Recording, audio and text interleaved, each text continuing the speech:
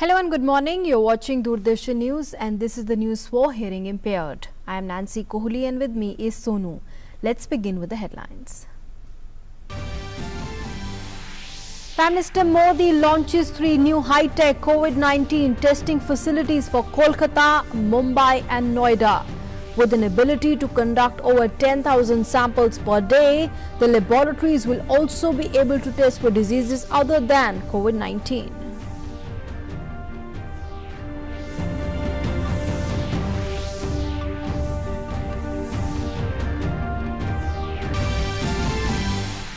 Prime Minister Modi says the deaths due to COVID-19 in India are much lower than some big countries. Says the efforts are on to increase the testing capacity to 10 lakh per day. Stresses on developing new health infrastructure and strengthening the existing infrastructure in the villages.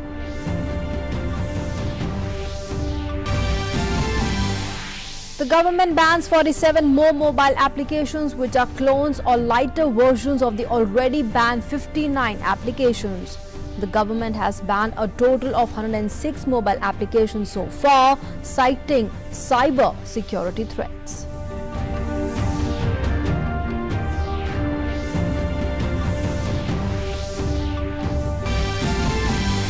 The flood fury continues in 11 districts of Bihar as over 24 lakh people in 93 blocks are still affected. Sitamarhi, Darbhanga and East Champaran are the worst affected. In Assam, the flood situation slightly improves as the number of people affected comes down. However, over 2,000 villages in 22 districts are still submerged.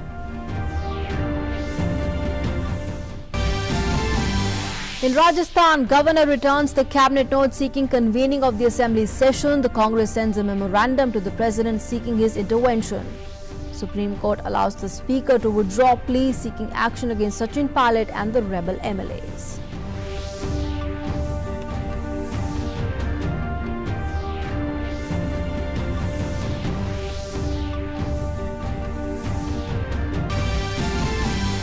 The total COVID-19 recovery cases in India crossed 9 lakhs as over 30,000 recoveries recorded for the 4th successive day. The case fatality rate continues to improve and is further down at 2.28%. The global cases crossed 16.6 million mark with over 6.5 lakh fatalities.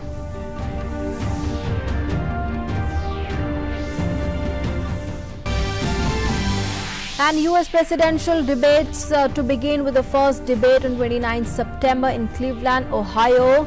The second debate will take place on 15th October in Miami, Florida.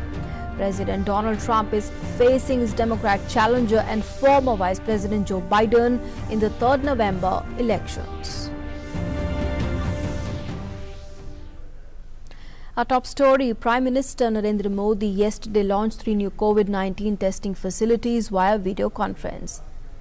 These facilities have been set up at the ICMR, National Institute of Cancer Prevention and Research at Noida, ICMR, National Institute for Research in Reproductive Health at Mumbai, and ICMR, National Institute of Cholera and Enteric Diseases at Kolkata.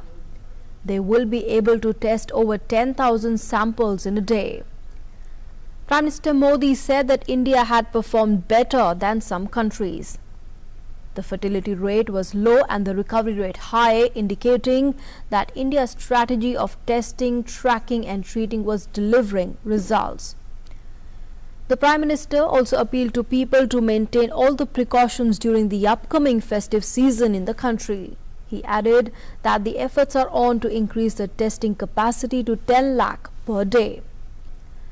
Prime Minister Modi stressed on developing new health infrastructure and strengthening the existing infrastructure in the villages.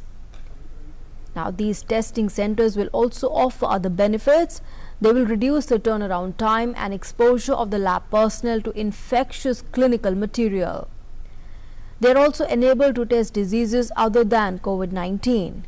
So after the COVID-19 pandemic, these testing centers will be able to test for hepatitis B, hepatitis C, HIV, Mycobacterium tuberculosis, cytomegalovirus, chlamydia, Neisseria and dengue among others. जो हमारे पास गांव-गांव में dispensaries हैं, clinic हैं, उनको ज्यादा सक्षम भी बनाना है। ये हमें इसलिए भी करना है ताकि हमारे गांवों में कोरोना से लड़ाई कमजोर न पड़े।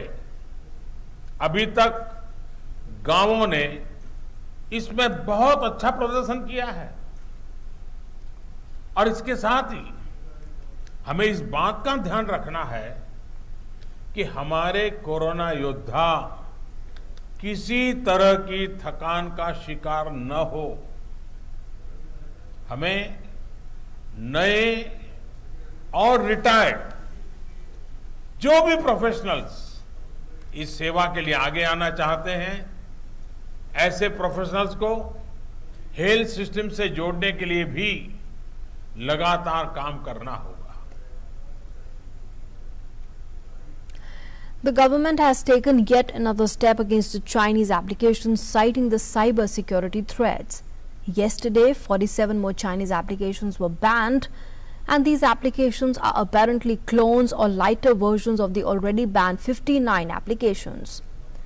The earlier banned applications included TikTok and Share It Lite. The government has banned a total of 106 mobile applications so far, saying they are prejudicial to the sovereignty, integrity and the defense of India. The action has been taken considering the violation of the privacy of the users and that of data security rules. There are indications that more such applications are being identified and action will be initiated as necessary. Moving on now, the flood fury continues in 11 districts of Bihar, affecting over 24 lakh people. Sitamarhi, Darbhanga, East Champaran and Muzaffarpur are the worst affected districts.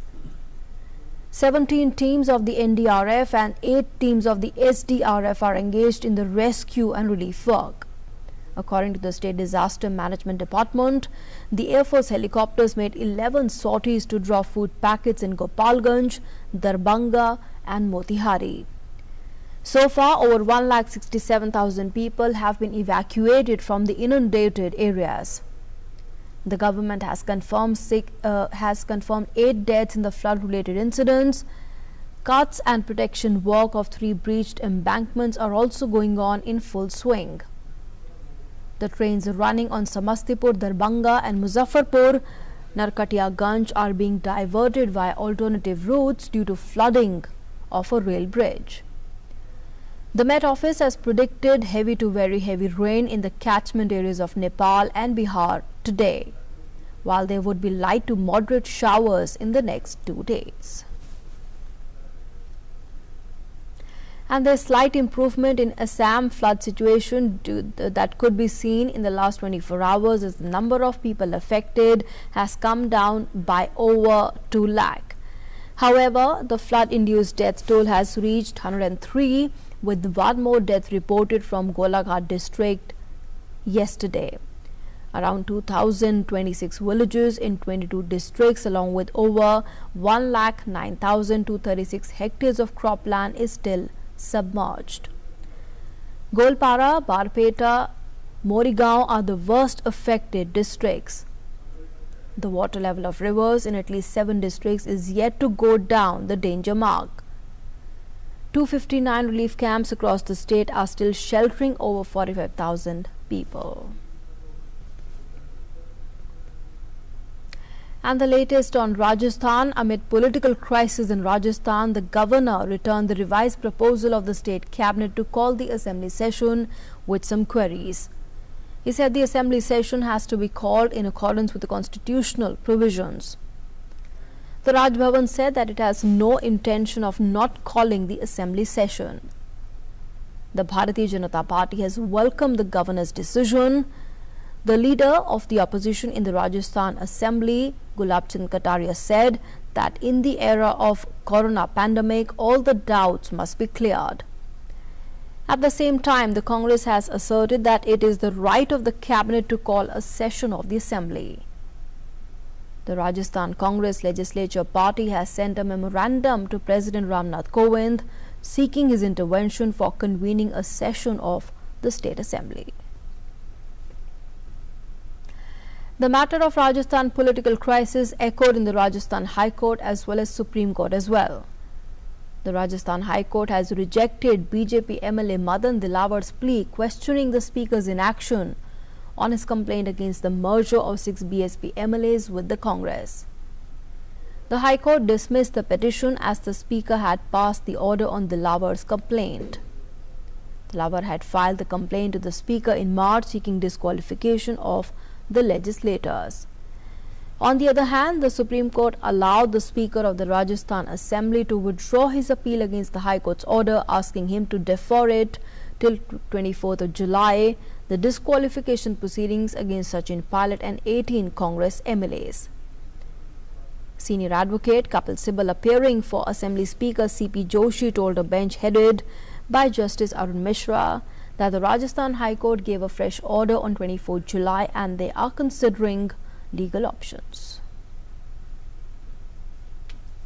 Let's now move on. Take a look at the COVID-19 impact on India. The total COVID-19 recovery cases in India has crossed 9 lakh as over 30,000 recoveries have been recorded for the fourth successive day. Country's COVID-19 fertility rate has been progressively falling and currently stands at 2.28%, which is among the lowest in the world. The government has attributed the dip to factors like aggressive testing and an effective containment strategy. For the first time, a record number of over 5 lakh tests have been conducted in a single day in India yesterday. With 5,15,472 samples tested in the last 24 hours, the cumulative testing stands at 1,68,06,803. And let's now also take a look at the worst affected states from COVID-19 in the country. In Maharashtra, 8,706 patients were discharged yesterday, with the recovery rate currently standing at 57.84%. 7,924 new cases were reported, while 227 COVID-19 deaths were also reported in the state in the past 24 hours. The case fertility rate in the state now stands at 3.62%. In Tamil Nadu, a record 6,993 persons tested positive for COVID-19 yesterday and 77 deaths were reported, while 5,723 patients were discharged in the last 24 hours. The total number of cases in Tamil Nadu so far stands at 2,20,716. In the national capital, Delhi, the recovery rate stands at 88.68%. The national capital recorded 613 new cases of infection, while 26 patients died in the past 24 hours. 1,497 patients have recovered in the last 24 hours. In some other news now, India has lodged a protest with Pakistan over the move to convert a Gurudwara into a mosque at Lahore. New Delhi expressed concern over the move to claim Gurudwara Shahidi Asthan at the Naulakha Bazaar in Lahore as the place of Masjid Shahid Ganj, as well as to convert the shrine into a mosque. The External Affairs Ministry spokesperson said a strong protest was lodged with the High Commission of Pakistan in New Delhi. India called upon Pakistan to investigate the matter and take immediate remedial measures. Pakistan was also called upon to look after the safety, security, well-being of its minority communities, including protection of the religious rights and cultural heritage. In view of the COVID-19 pandemic, Madhya Pradesh Chief Minister Shivraj Singh Chauhan will hold a cabinet meeting today at 11 in the morning through a video link. This will be the first time in Madhya Pradesh when a cabinet meeting will be held through video conferencing. Chief Minister Shivraj Singh Chauhan is admitted to hospital after he diagnosed positive from COVID-19. Therefore, the cabinet meeting will be done through video conferencing and the cabinet members will join from their residences. And before this, Kerala had also held a cabinet meeting via video conferencing. Keshav Prasad Maurya, the Deputy Chief Minister of Uttar Pradesh, will today visit Ayodhya, and during his visit, the Deputy Chief Minister will offer prayers to Lord Ramlalla and Hanumangarh.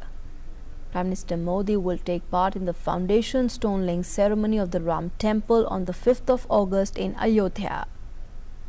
The Deputy Chief Minister will hold a review meeting regarding preparations for the ceremony, followed by some other meetings today.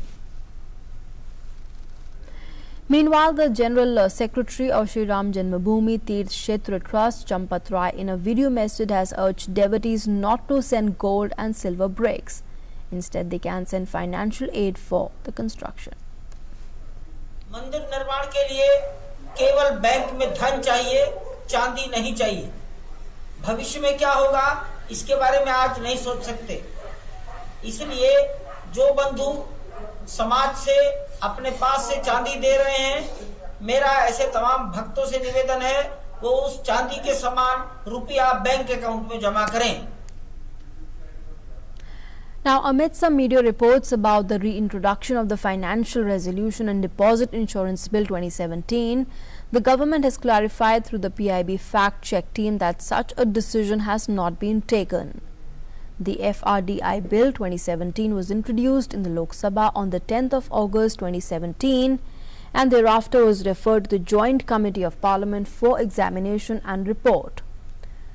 The government had withdrawn the FRDI bill in August 2018 for further comprehensive examination and reconsideration of the subject. And a look now at the monsoon activity. There will be an increase in the rainfall activity in northern and northeastern parts of the country between 29 to 31st of July. The monsoon trough lies close to the foothills of the Himalayas. It is very likely to shift southwards from the 29th onwards.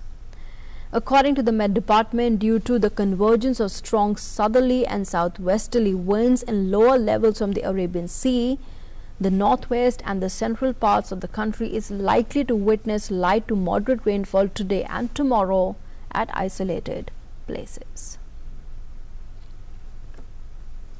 And a look now at the updates on COVID-19 from across the world. So far, more than 6.56 lakh people have died globally, while the total tally of COVID-19 cases has reached more than 1.66 crore in the world.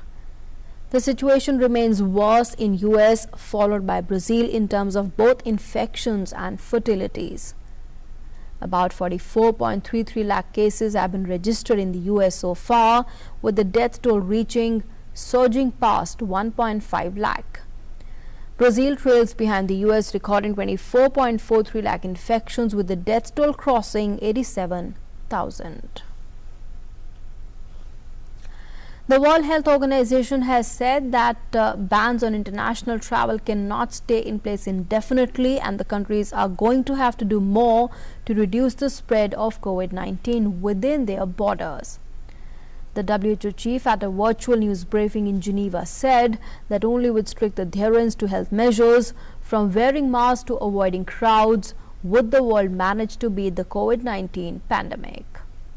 A surge of infections has prompted countries to reimpose some travel restrictions in recent days, with Britain throwing the reopening of Europe's tourism industry into disarray by ordering a quarantine on the travellers returning from Spain. As required under the international health regulations, the WHO will reconvene the emergency committee later this week to re-evaluate the pandemic. The United States National Security Advisor Robert O'Brien has tested positive of the COVID-19, bringing the pandemic to the very doorstep of the president's office. He is the highest-ranking member of Trump's administration to come down with COVID-19 and to join more than 4.2 million Americans. The latest bad news comes as Congress and the Trump administration struggle to extend the federal relief programs that expire on Friday. Meanwhile, the COVID-19 vaccine candidate made by the US biotech company Moderna and developed in collaboration with the National Institute of Health starts its final phase of testing. Moderna said it remains on track to deliver about 500 million doses a year and possibly up to 1 billion doses a year beginning 2021. The federal government is supporting Moderna's vaccine project with its Operation Warp Speed program. Moderna has received nearly $1 billion from the US government for the project. Over 150 coronavirus vaccine candidates are in various stages of development, with 23 prospects in human trials across the globe, and Moderna's candidate among the farthest in development. Now, Brazil has the world's worst COVID-19 outbreak outside of the US, and it registered an over 87,600 deaths so far. The South American nation has now registered over 24.43 lakh total confirmed cases. The researchers with the State University of Rio de Janeiro are tracking the spread of COVID-19 by monitoring the community's air and sewage for signs of the highly contagious virus. Already under criticism, the Brazilian president Jair Bolsonaro had taken off his mask in public as he greeted supporters in Brasilia days after he recovered from COVID-19. The German health minister said that the country will make coronavirus tests mandatory for travelers returning from at-risk areas. The regulations will come into force from next week and tests will be free. The debate around coronavirus testing intensified over the weekend after Germany's 16 states agreed for free tests for all the returning travelers. Germany has reported over 2 lakh cases and more than 9,000 deaths, with the cases increasing sharply. Kenya has extended the night curfew for 30 days to curb the spread of COVID-19 and ban alcohol sales in restaurants, but stopped short of the locking down the country again despite a surge in the cases. The curfew was due to be lifted in August first week, and the Kenyans on the streets of Nairobi greeted the news with mixed feelings, with some expressing concern about the rising numbers of COVID-19 cases and favoring a total lockdown. Kenya has so far reported over 17,975 cases of COVID-19 and over 285 deaths from the virus. And in some other international news now, the first debate in the run-up to the US presidential election will be held on 29 September in Cleveland, Ohio. This was informed by the Commission on Presidential Debates. US President Donald Trump is facing his Democrat challenger and former Vice President Joe Biden in the 3rd November elections. The CPD said that the second debate between Trump and Biden will be on 15th October in Florida, while the third will be on 22nd of October in Tennessee. There will also be a vice presidential debate on the 7th of October at the University of Utah in Salt Lake City between the Vice President Mike Pence and his Democratic challenger for the post, yet to be announced by Biden. All these debates will be 90 minutes long and will be broadcast live by the White House pool networks. A total of 140 forest fires still continue to rage in Russia. The area occupied by the fires in Siberia and the Far East has doubled in the past week, amounting to over 67,913 hectares. Forest Protection Service specialists, equipment and aircraft have been deployed to tackle the fires.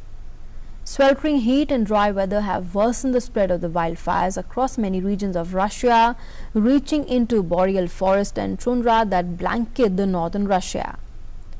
The high temperatures over northern Russia have fueled massive wildfires, adding to the worry over the potential impact on the global climate of rapid shifts in the Arctic region. And on to some sports news now. England's attempts to push for victory in the decisive third test against West Indies were held up by the weather, with no play possible on the fourth day. While England need 8 wickets on the final day to win the series decider. The rain had the final say on day 4 as it washed out an entire day's play without a ball being bowled. The series decider will go into the final day on Tuesday, with both the teams fighting for a series deciding win. And with that, it's a wrap on this edition of the news. Thanks for being with us.